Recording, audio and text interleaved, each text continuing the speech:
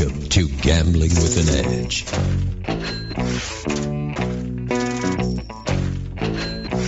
And now, here are Bob and Richard. Good afternoon. Welcome to Gambling with an Edge. I'm Bob Dancer. And I'm Richard Munchkin. Today is another Bob and Richard show where we answer questions sent in by our readers. Many were sent in to our show at gamblingwithanedge@gmail.com. Also, Richard posted a request for questions on both the Gambling with an Edge website as well as the Twitter and Facebook account. And you folks responded. Thank you very much. We actually have time for we have enough stuff for 2 shows. So today we're going to pick half the questions, and then we're going to, sometime in the near future, going to do this again. First question we just got was, it's actually right up Richard's alley, so I'm going to answer it first. Somebody wants us to do a show about all the AP opportunities in Macau. So what I want to say about it is I haven't been yet to Macau. I don't know of any AP plays. And if I did, announcing a whole list of them on this show would be the last thing I would want to do with it. There's enough listeners here who would take advantage of that and would kill any plays I knew very quickly. So that's one show that isn't going to happen. Yeah, I agree. I haven't been to Macau in a long time. They have very, very few blackjack tables. And yeah, as you said, Bob, we wouldn't talk about any kind of specific play. So, even if we were qualified to talk about it, it's probably something we wouldn't talk about anyway. So. Yeah, and it's one, like in video poker, I write a lot about video poker plays. But it's after those promotions are gone and over. Right, but hopefully the listener can learn something about that, and then when they see something similar in the future, then they can, they have some knowledge so that they can apply it. Exactly. And so, but current things, I don't like. As we tape this, which is before you're going to hear it, there's a promotion this weekend at a casino where I think it's worth $5,000 to $10,000 a person for 2 days' work. And so I told Richard about it. And I said, before I told him, I go, this is how much I think it's worth. I can use somebody else to play it too. It's not necessary. But part of the deal is if you cannot do this for whatever reason, you don't want to or you can't or something, that you can't tell anybody else, because I'll go find somebody else that I want to do it with or not. And so, and Richard said, sure, I can live with those conditions. And so I told him, and it turned out he had some honeydews from his wife, and so he's not going to do it. But that's kind of the level that people who know about AP plays do it. And they don't put it out there for the world. All right. Next question. Somebody said, it's fairly common for strong video poker players to sometimes play slot machines for cover so that the casino doesn't peg them as APs. One listener plays must-hit buy slots, which are close to or above break-even. He wants to know whether this would make him appear to be more like an AP or less. And I don't know. It depends on the casino and their sophistication. The algorithms used by casinos aren't usually that sophisticated, but sometimes they are. For the most part, the decisions are made by machines and they're programmed in, and they're not made by humans. But every casino is different, and they're probably some that use this information to help them make decisions and some don't. I'm sorry, I can't give you better information. Yeah, I don't have an answer to that either. I definitely have done a little bit of that myself. Where I think that I may have some trouble. I'm talking about places where I've only played video poker, not where I'm playing table games, because if I'm playing table games, I'm not using a card anyway. But yeah, it's hard to know what's in the mind of a casino. But it is something I have certainly done. So. All right. Next question is for Richard. Somebody wants Richard to discuss traveling bankroll. How much cash should you carry? Well, that's going to depend greatly on your bankroll and how much you plan to be betting. But I mean, this is a really important issue, and everybody faces this problem. Lately, airports have been getting better about not confiscating cash. For the last year or two, I have felt that it was safer to fly with cash than it was to drive with cash. I personally, I'm fortunate in that I have contacts in various places around the world. So if I were going to Singapore, I could arrange to pick up cash in Singapore or London or things like that. And I realize not everybody has those kind of contacts. I haven't done this yet, but I'm very interested in the use of Bitcoin for this. I think this would be an ideal way to travel with cash, assuming that you can get cash once you're in the place that you're going to play. But as far as how much, I mean, it depends on if your top bet is 2 hands of 500, then I would probably travel with 20 or 30,000. If your top bet is 2 hands of 2,000, well, you need 4 more times that, right? So, and I would not, I can count on one hand the number of times that I've traveled with over 100,000 in cash, and it's not something that I would want to do today. So, yeah, sorry I can't give you a better answer, but... Yeah, I want to add to that a little bit, but my game is video poker, which is different, because when I'm playing video poker, I play for stakes where you get W2Gs, so they'll have my name. And so setting up lines of credit is very possible. So setting up a line of credit for 50 or 100 or whatever number you want,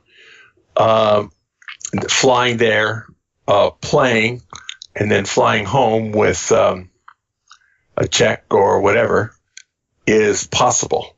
But because video poker playing uncarded is just not something that is generally an AP move. Yeah, I should add one other thing on that note. In many foreign countries, you are going to have to show a passport in order to enter the casino. And in at least one case, I established credit at a casino that I decided I'm going to go there and basically just play for the comp, but I'm going to then use that cash to go to the other casino, which actually had a much better game. So I wired money to Casino A, and they had a deal where they would pay my airfare and hotel and food and all that. And I gave them enough action to cover the comp with a very minimal bet spread, because I figured they're giving me a couple of $1,000 in value in the airfare and food and room. And then I gave them enough action to justify that, but then I would go play at the other casino, which was my real target. So that's an option as well. All right. Different question. Somebody wants to hear us discuss the comp game in other areas of the country. Also curious about how many hours a week are each of us playing these days and on what? Video poker, blackjack, carnival games, etc. Okay, I'll take that first. I play maybe 20 hours a week with wide variance. Some weeks not at all, some weeks 60 hours, depending. All my play is video poker, and I play almost entirely in Las Vegas, and I'm not particularly knowledgeable in the comp system in other areas of the country. Richard. Yeah, I have no idea what's going on with the comp system in other parts of the country. I suspect that if you're a video poker player, you're much better off in anywhere other than Las Vegas. Las Vegas is pretty, well, not great, I think, for video poker. So I don't really know what the comp system is like. I suspect that getting rooms and things in other places is much easier than Las Vegas is these days.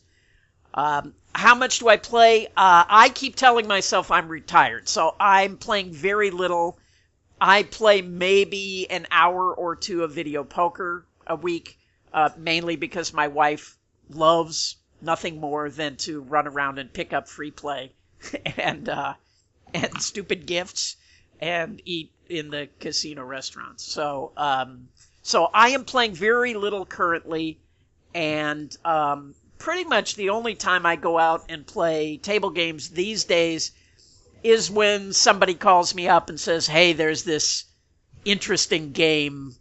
And usually it'll be something unusual. It will not be, a blackjack game. It definitely would not be a card counting game. And even I would probably not go anywhere to play a blackjack hole card game. But, like the craps game that was in the New York Times or something interesting, then yeah, I'll go make a trip. But other than that, I'm not playing too much. That's what we refer to as Richard's secret game that we never find out about until they write it up in the paper. All right. Another question. If you had found out about advantage play earlier in your life or were a younger man now, would you have left your career and immediately went to being an AP? You want it first or second, Richard? I can go first. Well, I pretty much did start as soon as I could. I mean, I learned about card counting before I turned 21. And as soon as I graduated college, I moved to Las Vegas and started playing blackjack. I was also working as a dealer because I didn't have a bankroll. But as soon as I had the opportunity to quit my job as a dealer and play full time, that's what I did. But, my experience is that life kind of presents you opportunities and you take them. And I've retired from playing, 3 or 4 times. But I always kind of gravitate back to it.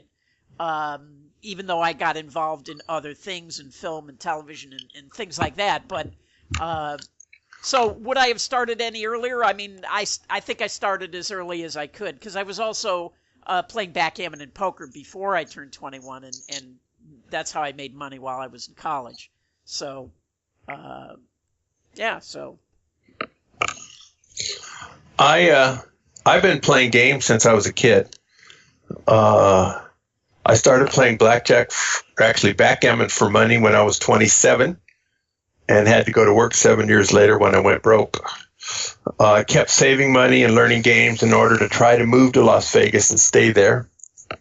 I somehow decided that the best way for me to get to Vegas was with a female partner, and it took a while to talk one into it. I moved here in 93 when I was 46 years old and haven't left. So, good. All right. What did each of us do for a career? Oh, wait a minute. I'm sorry, Bob. I want to just go back to something. When I first started playing, and all the other players I knew, or almost all of them, were my age. We were in our early 20s.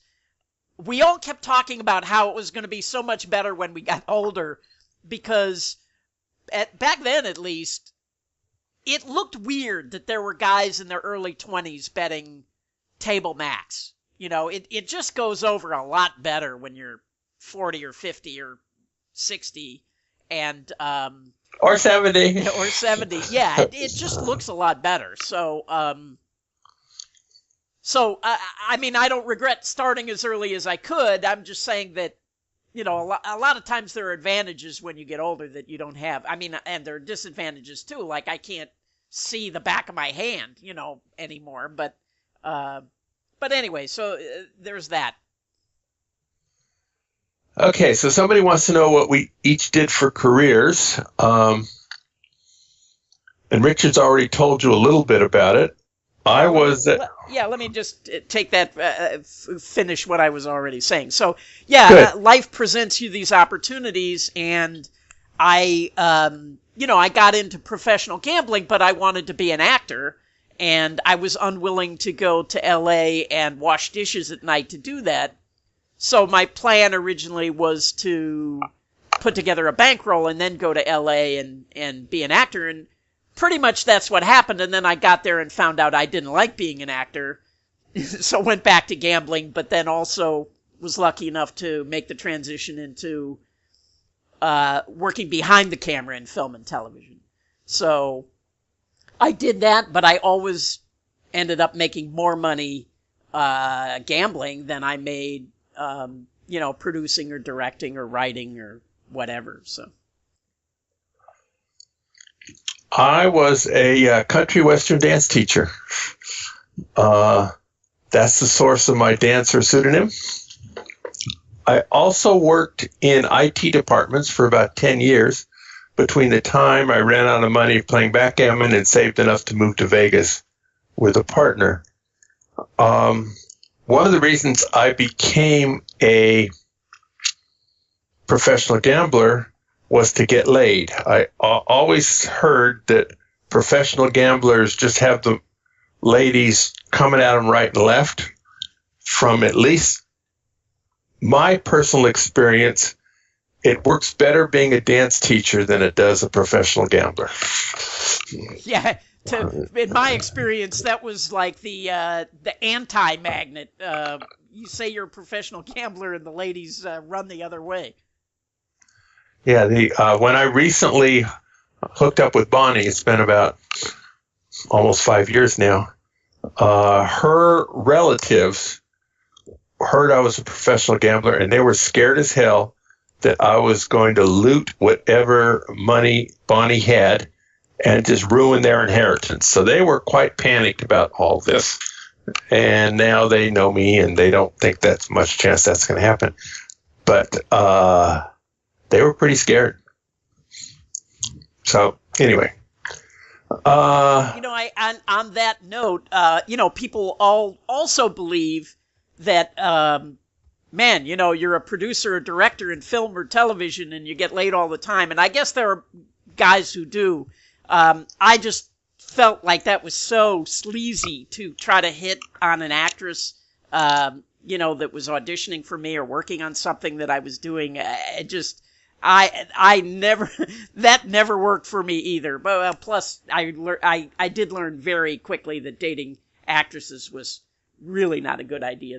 They're all certifiably insane. So you actresses listening, I'm sure we'll get hate mail, but so you never invested in casting couches, huh? Absolutely not. No, I went so far the opposite of that. I always wanted to make sure, that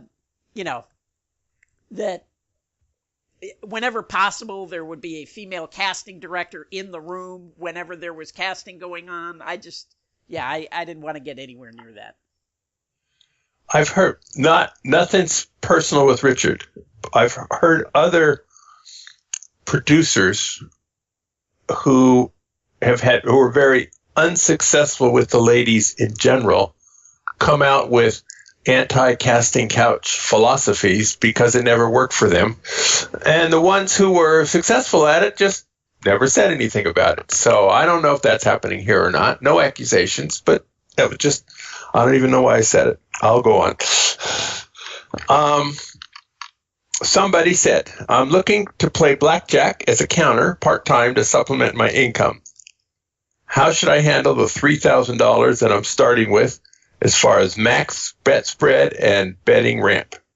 I hear about $5 and $10 minimum tables. They don't exist at the casinos in my area without a CSM. The only good shoe game, 6 decks, S17, DAS, no surrender, usually have a $25 minimum bet. Richard, your turn. Yeah. I wouldn't count on supplementing your income with a $3,000 bankroll. And, Vegas is even worse, I think, than I don't know where you live, but here's what I would suggest. But first of all, you should probably get a hold of Casino Verde software so you can plug in your bankroll and realize how tremendously underfunded you are. But what you could do is just back count the $25 table and only jump in at like a true 2 or higher and bet your $25. If that's allowed. The what? If that's allowed. Many places have no mid-shoe entry signs. Yeah, although some of them, some of them allow mid-shoe but they restrict you to betting the table minimum, which in your case that would be fine because that's all you would want to bet anyway. You're not going to make any substantial amount of money with that bankroll. I mean, that's just the bottom line, and you are going to have a pretty high risk of losing the entire thing. So, as I say, I would invest in the Casino Verite software and plug it in and look at different betting schemes and what your risk of ruin is going to be. Okay, moving on. Somebody lives in Stockton, California. It's been an AP with slots for the past year, earning over 15 hand pays totaling over $45,000. The past 8 months, he engulfed himself into blackjack and had become obsessed with counting cards. He's read Black Belt in Blackjack, The Big Book of Blackjack, Blackjack Blueprint, as well as the classic Beat the Dealers. What other books would you recommend reading? I'd like a more advanced book. Your turn again, Richard. Well, I like Blackjack Blueprint a lot. The books you have certainly are good enough to cover, learning how to count. You might add Professional Blackjack by Stanford Wong to your list. But then, I mean, for me, I just like to read everything. So at this point, again, if it were me, I kind of like Ken Houston's books because they had stories about what it was like to be playing, and to me that stuff is always interesting. But you certainly have the foundation, and Blackjack Blueprint, should have anything in it that you would need. But if you want to add Professional Blackjack by Stanford Wong, that would be another one. All right. This next guy has a really long question. He plays double deck with good penetration in Reno at Harrah's and Cal Neva. Once a month trips. He spreads table minimum, which is $25 all the way up to 2 hands of $250. He's experienced very little heat, and he uses a high-low count system. Can count a deck down in 20 seconds. He wants to get better at blackjack. He wants to take his name to the next level, but he hasn't been able to link up with serious team, let alone serious players. He's had tried training 2 close friends, but they don't make training a priority. He wants to know how he can find these great players to hook up with so he can get better. Richard? Well, first of all, I'm astounded that he can spread 25 to 2 hands at 250. That's tremendous. Why he's not getting heat? Who knows? Maybe he has the Asian superpower, or maybe he has a tremendous act.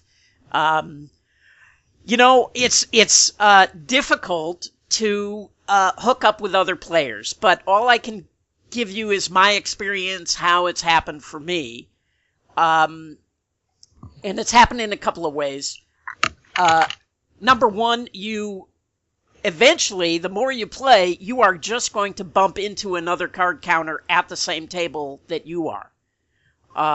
And usually you do not want to stay on that table, but often what happens is you recognize each other, and then you see the guy leaving the casino, and maybe you go and you meet up with him in the parking lot, and you just strike up a conversation. I mean, that's happened to everyone I know at one time or another. So that's one way you meet people. The other way that was tremendously valuable to me was on the message boards. Blackjack the Forum and BJ21. Originally, Arnold Snyder had really good forum. And, you start reading the boards and you realize that 90% of the people on them are, kind of amateurs and don't know what they're talking about. There's another forum at Blackjack Boot Camp. But you... Blackjack Apprenticeship. Or Blackjack Apprenticeship. Yeah, that's what it's called. But you realize you should be able to spot right away kind of, who's just an idiot and the very few players that are serious and have something valuable to say. And they're not going to, post great stuff there, they're not going to give away the store on the forum. But what happens is, if you go into the chat room, sometimes you start talking to people in the chat rooms, or you send them private messages, and you strike up kind of friendships that way through private messages, or even in the chat rooms through using the private message features. When I was in the chat rooms, I would see somebody that I thought, oh, this guy is sharp, and then I would start talking to him separately, while the conversation about, which brew pub people like was going on. So anyway, those are the two ways that I know to, start to meet other people. And once you meet, one person, a lot of times they connect you to somebody else, and another thing on the forum is, you see people talking and you realize that this guy is from Chicago. So you private message him and say, hey, I'm going to be coming to Chicago to play at, Joliet or whatever, and try to arrange to meet the guy. Now, they're not always going to say yes. But anyway, those are a couple of ways you meet people and start establishing your network. One of the things that Richard is exceptionally good at is networking. He knows everybody, and he's willing to talk to a lot of different people to figure out who are the smart ones and who aren't the smart ones. So he just loves to sit and chat to people, and he's collecting information and networking with them. I personally am not near as good as that. I kind of get bored with talking to people much quicker than he does.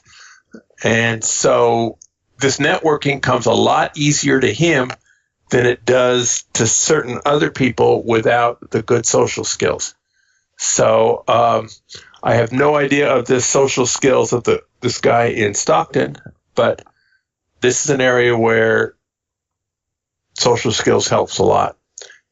I on that note, when I was in Hollywood, my attitude was I will always take the meeting.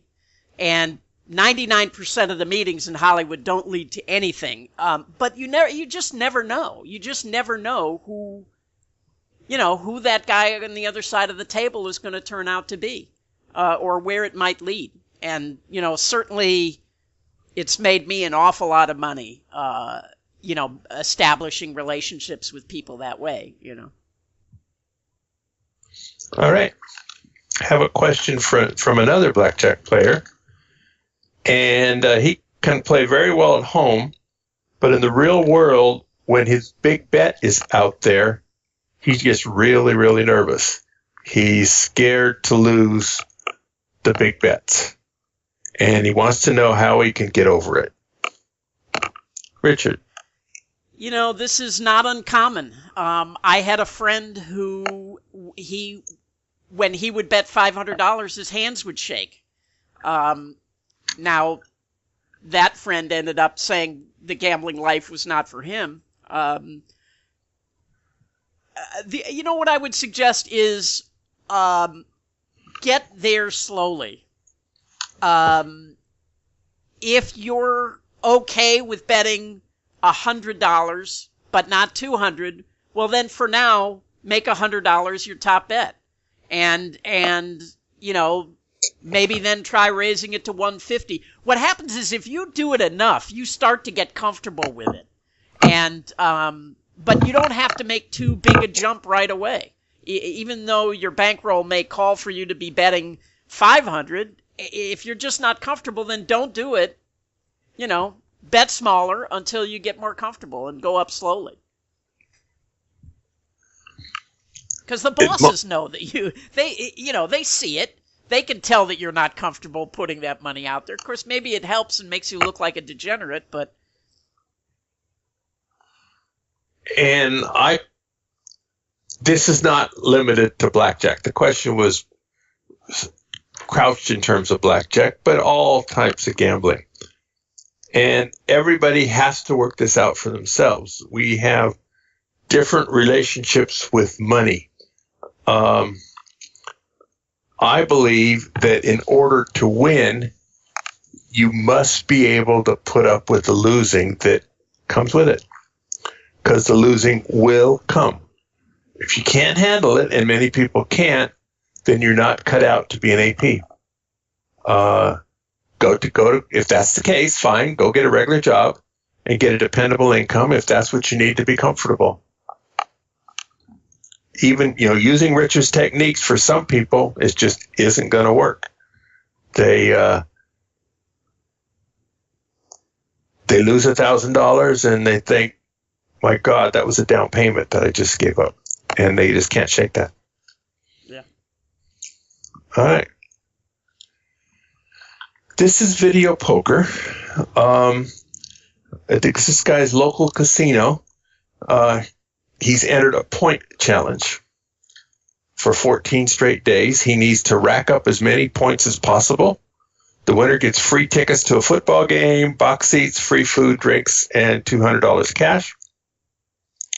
His choice of games are 5-play 9-6 jacks, which is 99.54, or 5-play 9-6 bonus poker deluxe, which is 99.64. He's run the scenario on Video Poker for Winners software and never went flat broke. He only has $10,000 to start with. Which game should I play, or is it just not enough money? And my thought is, if he's playing quarters, you have plenty of money. And then I recommend the bonus poker deluxe because it has higher expected value. If he's playing dollars, you probably should consider jacks or better because of the lower variance. But whatever game you play, there's a probability that other folks are also going to be trying to win, and a possibility, even a significant probability, that you can bust your ass for 14 days and still lose. So to make this worthwhile, hopefully the cash back and free play and whatever other benefits you get are pretty high. The price sounds to me like it's not worth that much. Yes, football seats can be $100 a piece or something, but $200. But so even if the price is worth $500 or $700, playing long hours for 14 days, it's not a very big price. And so whatever it turns out, good luck. Yeah, and also realize you're also competing with degenerates too. And if there are people who play in the casino every day anyway, that are just losing players, I mean, it's going to be hard to outgrind some of them. And especially if there's a $5 game that's eligible to play, or $5 5 play. they can rack up a lot more points than $1 5-play. Okay, our next question. We did get it before football season started, but a listener has a friend who is a very unsuccessful football bettor. Our AP gets this guy's picks in advance and wants to know how to make money fading his action. Since neither Richard nor I are sports bettor, I'm going to defer this question to Frank B. or Captain Jack next time they're on. Richard, did you have any thoughts on that now? So, wait, I'm sorry. His friend is a knowledgeable sports bettor and... No, the other way around. His friend is a terrible player, only wins about 40% of his bets. So, friend wants to take those picks and bet the other side. And use that. Okay. So he wants to know the best way to do that, what kind of stakes and EV and stuff. So, well, I think his thinking is flawed, right? Because the guy is a big losing player doesn't mean you can just bet the other side. Basically, the guy is probably winning 50% of his bets, but he's losing because of the juice. I don't think you can count on the guy actually picking worse than average. So I think your best bet would be to book the guy's action. Just be the bookie. Which could possibly screw up a friendship. Who knows? You know what? I actually had exactly that happen. Well, I ended up cutting off a friend because I thought it was going to screw up the friendship. Yeah, you're exactly right. So, yeah, Richard and I have made a couple of dozen $10 bets through the years. And when somebody loses, they pay off. No big deal. We could each afford significantly larger bets than that if we wanted to, but why create the possibility of hard feelings? It's making money off of Richard. Betting activity was probably not a smart plan anyway because he's good. But it's just, so we bet $10. All right. Somebody else asked the question.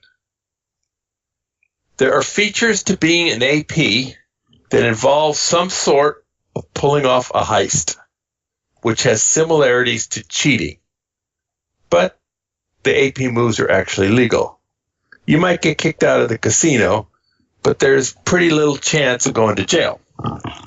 For some players, do you think of this AP work as a stepping stone that leads down the path of criminal activity? Not at all. No. I agree. There are aspects that look like that, and to me, those are some of the most fun plays that I have ever been on. Are plays where we literally had to synchronize our watches, and there were people all over the casino, and a very complicated play was going on. But no, do I think it leads to criminal activity? No, absolutely not. Well, I'm going to have a different answer than that, which actually is pretty good, because if Richard and I agreed on everything, it'd be a pretty boring show. But so if you're asking, does it ever happen that APs cross the line into illegal activity? The answer has to be yes. Sometimes it does. I've been ripped off by APs. Richard has been ripped off by APs. I don't think it happens very often. How often it happens is something I have no reliable data on. So, but yeah, well, I'm sure. Yes, of course there are APs who do things that are illegal, especially drug use and things. But it sounded to me like his question was, are APs, because of this training, pulling off complicated heists, stealing, making big art thefts, or, robbing banks or something, which I don't know any that have gone that route.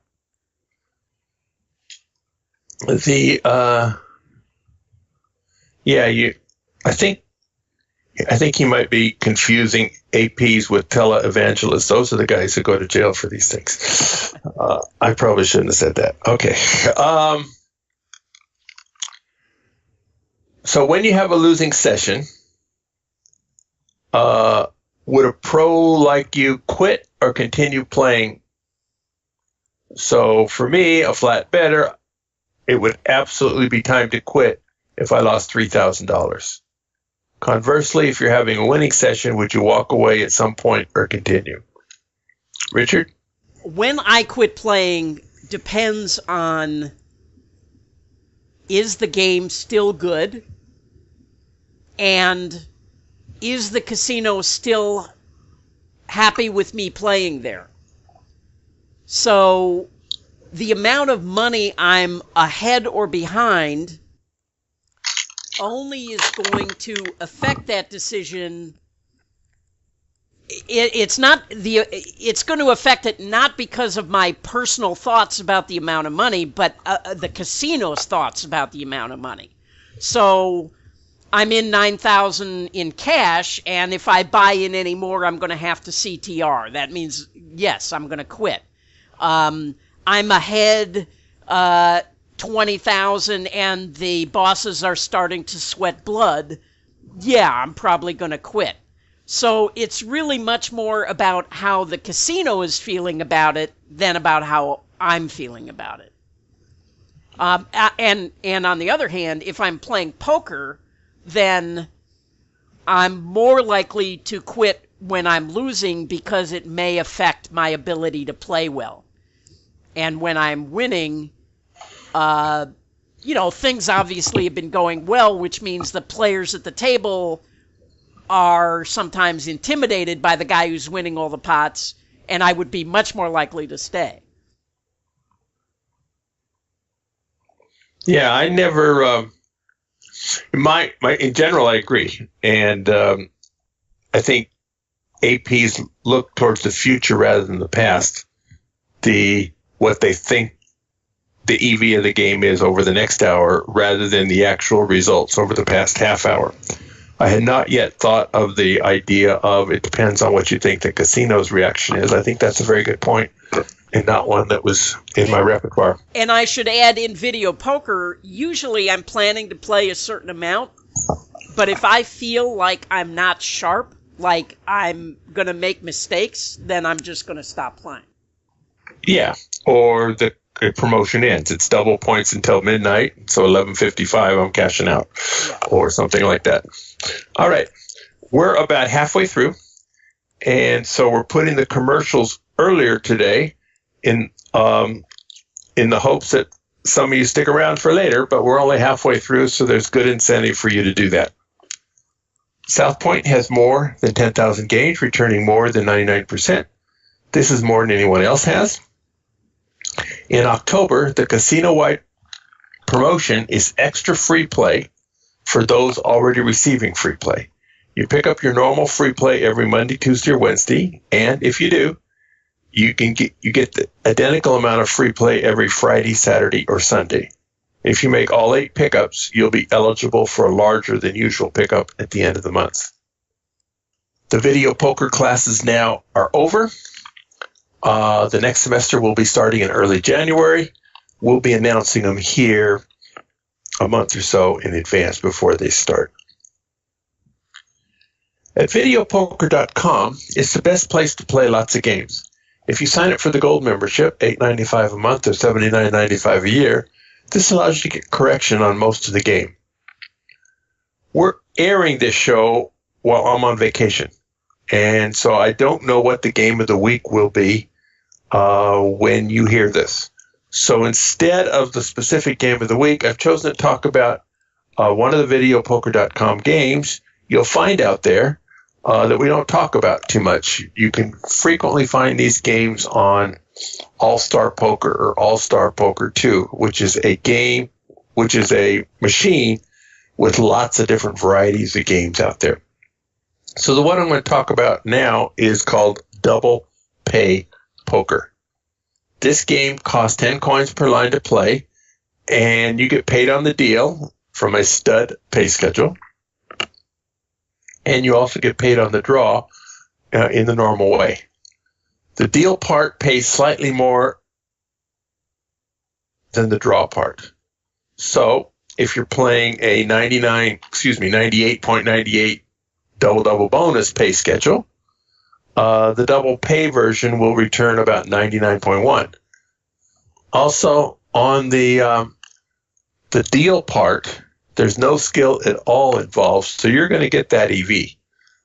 Whereas on the play part, you have to play appropriately to get that total amount. So this would be a useful feature for non-expert players. All right. We're back to Bob and Richard answering the mail show. I'm going to put it in now. I don't know how long this is going to last. We have alluded to various weight loss bet stories. I've been involved in a number of them. So I think Richard has too. So Richard, what is your most interesting weight loss bet story? Oh, so when I was about 17, I was a fat kid. I was very overweight until I was in my early 20s, until I moved out to Las Vegas. So when I was, and my father was fat. So when I was 17, we came up with this weight loss bet, and it was for 30 days, $10 a pound. So the difference between, whatever we lost. And I, the day of the weigh-in, I drank as much water as I could possibly hold and went to the scale with my pockets full of change. And, my father was no dummy. He was like, no, take those clothes off, So we stripped down, so that didn't work. But, and we weighed in, and now for 30 days, we had this bet, and I took it really seriously. I mean, I wanted to win, and so I was really cut down on my eating, and I was exercising. And my father was one of those guys who left early in the morning and did not get home until late at night. He just worked like 14, 16 hours a day.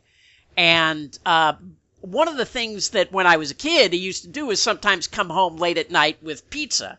And so during the course of this month, a couple of times I went and got pizzas and didn't eat any of them, but left them out on the table knowing he would see them when he came home. And so at the end of the 30 days, I did not eat the last day, and I took a diuretic, to get rid of as much water as I possibly could. And I ended up losing 22 pounds in the month, and he lost 4. And he screamed bloody murder. He claimed he had been scammed. He thought the entire family had conspired with me for him to lose this bet, that they weren't telling him how much I was losing as it was going on. So, yeah, that was my weight loss bet. Actually, mine has more similarities to that than I thought it would. Although mine happened when I was about 40, and I had already met Richard, but I certainly hadn't heard the story. In the mid 80s, after having gone broke at backgammon, trying to save up enough money to move to Las Vegas, I was working in an IT department of a Fortune 500 company in the Los Angeles area. My best friend there was Michael. Michael was this big, tall, black guy who played basketball at a major university, but the pros didn't want him. So he was now working in an IT department. We were both heavier than we wished to be, so we decided to have a weight loss competition. neither one of us wanted to bet a lot, so we figured the smart way to do this was to get the entire department involved. You had to pay an entry fee of $20, and each week you didn't lose at least a pound. You had to chip in 5 more. So we figured we were more serious than anybody else. So any money contributed by others was dead money because we were going to win it. And all told, we got about $500 in the pool, and which winner take all is a pretty nice price. Michael overall was smarter than me, but not about gambling or game playing. He thought the contest was about losing weight. I knew the contest was about winning $500. I ended up losing 25 real pounds and about 15 imaginary pounds over the 6 weeks. And the way to lose imaginary pounds is to artificially inflate your weight at the start and find ways to deflate your weight for the last weigh-in. As an example, the guys in the IT department, the mandatory uniform was shirts and ties. Jackets were optional. I had a side job as a country western dance teacher, and a lot of the people in the club or in the department had come to my lessons because they were close to where the office was. So 3 weeks before I even mentioned the idea of a weight loss contest to Michael, I started wearing every day a country western sports jacket, cowboy boots, and a big buckle on the belt, which are common in country western, and they're not as big as wrestling belt buckles, but close. So by the time the weight loss bet thing got started, it had been a whole month of every day, this is my outfit. So it didn't look unusual at all that this is what I wore for the weigh-in. The initial weigh-in took place on a Thursday, and that day I was away from the office because there was some mandatory education something off property that I wanted to go to, which is actually great. You love to get these extra educational things instead of actually working. And the next day I came and weighed in, and the lady who's in charge of taking the money was a nice lady, but basically oblivious to a lot of things. She didn't pay any attention to I was wearing my coat or boots, and didn't notice that I had 4 extra belt buckles in my pocket and about 15 rolls of quarter. Possibly there was a stapler in there too. My weight came in about 10 pounds more than my weight without the add-ons. For subsequent Thursday weigh-ins, because we weighed in every week, I wanted to weigh a little bit less each time, but not a lot less. If I lost 12 pounds in the first week and I looked exactly the same as I did as before, people would have thought something was fishy. And also, it might have spurred them to take me as a serious competitor and try harder to lose weight themselves. So I officially tried to lose about 3 pounds a week. And I would show up a half hour early, weigh myself on the scale when nobody else was around, and make whatever adjustments I needed with my rolls of quarters and jacket or not, and drink whatever liquids I needed to get to be where I wanted to be. And I actually had donated an old scale from home for this weigh-in contest. At home, I had noticed that if you stand in the lower right-hand corner of the scale, it's 3 pounds less than if you stood in the middle of the scale. I forgot to mention that to any of the other people in the department. Preparing for the final weigh-in, I had 1 pair of beltless pants, so I didn't have a belt on or a buckle. And I was smaller, but my pants didn't fall off, which is probably good because I had figured that for that final weigh-in, nobody who was serious about winning would even think about wearing underwear that day. For the last week before the weigh-in, I drank only water for 5 days and nothing at all for the last 2. My final weight was about 5 pounds less than my true weight, simply because you usually carry around about 5 pounds of piss and poop, and I didn't have any of that. The weight loss contest was based as a percentage of starting weight. It wasn't the actual number of pounds. I created a chart with my weight and Michael's with a line showing the weights we had to lose to be equal to the other. If it was on one side of the line, I would win. If it was on the other side of the line, he would win. On the day of the final weigh-in, I was at the gym at 6 a.m. trying to sweat out the last bit of humidity my body was holding.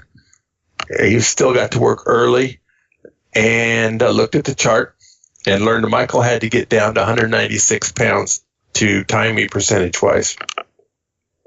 If he weighed less than that, he won. More than that, he lost. He only made it to 198. It was close. Still, he hadn't weighed less than 200 pounds in 15 years, and he was pretty happy with the whole deal. Since I actually needed to step in the right place on the scale to actually beat him, and he was my best friend, I decided to split the money with him. This felt better to me than using subterfuge to beat somebody, a friend, out of $500. Had it been $10, I would have kept it all and bragged about how I had outsmarted him. But it was $500 at a time where that much money meant a lot more to both of us, and hard feelings could have resulted. Turned out he had done some of his own shenanigans, just like Richard had done shenanigans, and they're not all that hard to figure out. And so if I had known what shenanigans he had pulled, I probably wouldn't have shared the money with him, but it felt right at the time, so that's what we did.